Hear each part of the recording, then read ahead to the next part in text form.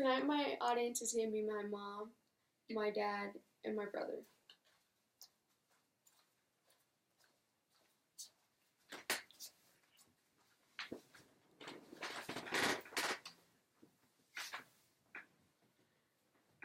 According to Ann McDaniel, 32% of students reported neglecting their studies due to money that they owe. College tuition is becoming increasingly high, and it's causing to become a problem for students that seek higher education.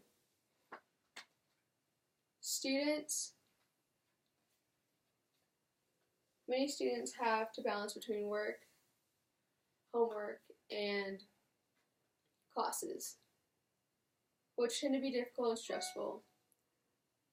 I find myself having understanding those difficulties because, like them, I am in the same situation.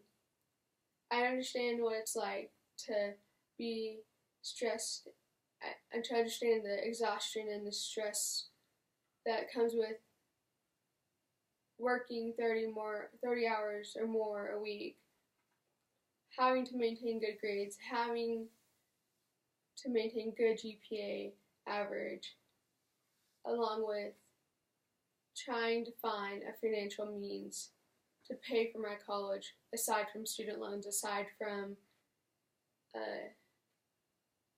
getting into debt.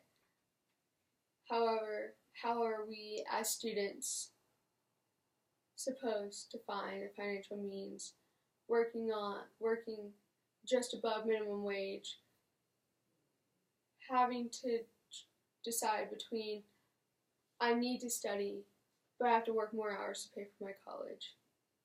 I have to work these hours. I have to give up sleep to study rather than sleep and just not worry about the cost of tuition.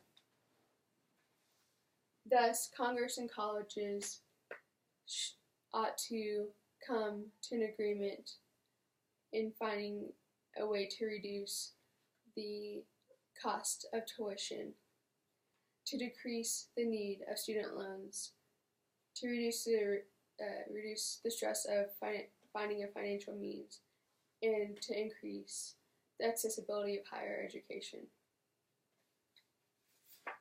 Access to higher education is important, but driving students into crippling debt isn't the best or fairest way to provide it, according to an article by Adam Looney.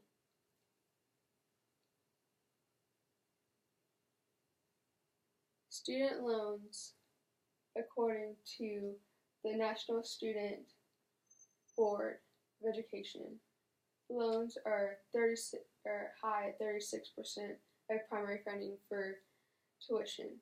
Thus, brings me to my next point of if students do not have a means to pay for college to begin with, how are they going to find that financial means after tuition, after graduating, after going to college, without a job, without any way, but the interest is so high that it just consumes them, it just overwhelms them.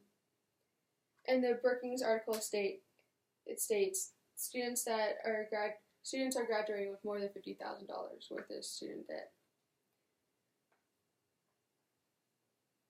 Having an understanding of how reducing the cost of tuition will reduce the need for student loans, I'm going to discuss how reducing the cost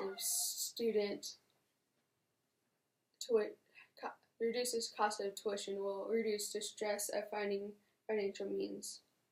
According to Indiana University newsroom websites, full-time students working more than 20 hours per week face the greatest financial stress. With that being said, it is very stressful to find financial means other than loans, scholarships tend to focus mainly on the lower income, the financial people that are deprived and are disadvantaged because of their lack of stability of finances. Like a middle class family will not likely be eligible for scholarships and grants and all of the other stuff that lower families will be qualified for. Now, having an understanding of the correlation between the reducing of college tuition and reducing the stress of finding a financial means, I want to talk about the increase of the accessibility of higher education and the correlation between the increase of or decrease of college tuition. By decreasing the college tuition, it will open up the accessibility of higher education to low-income families, to people that are unable to pay for tuition by themselves. With that being said, having an understanding of the reduction of college tuition will decrease the need for student loans, reduce the stress of finding financial means, and increase the accessibility of higher education.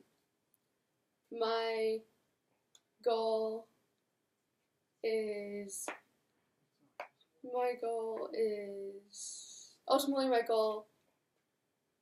to not fight change, but to grasp change. Having an understanding of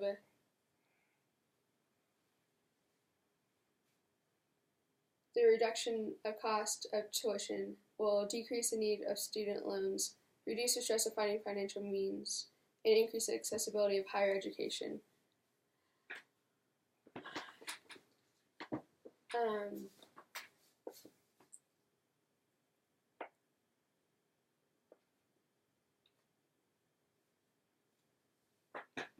Failing society and depriving society of education is something that we need to do better on. Watch us do better on, and watch us succeed.